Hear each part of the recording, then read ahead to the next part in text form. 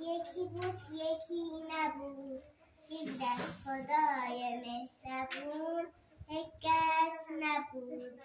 یه دونه گربه بود که سر و صدا میکرد و دوستاشو اذیت میکرد. دوستاش گوشای خودشون را میگرفتن. اون لاک‌پشت یک روز تصمیم گرفت که بره اون بره رودخونه. اون رفت بعدشم رفت پاهاش چیا میخوای بگی؟ بگو من بگم فارسیش.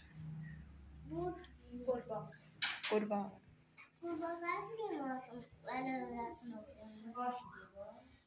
پاشو گذاشت روی مار. مار از خواب بلند شد. اون فرار کرد. مار دنبال اون رفت و به خونش رو پیدا کرد. اون از خونش که رفته بود بیرون، مار اومد تا تخم مرغاش رو خورد و رفت.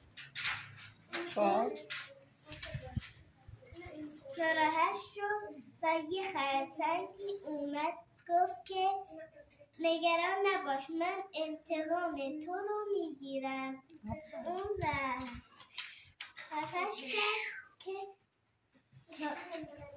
اومد گفت من انتقام تو رو گرفتم. اونها خوشحال شدن.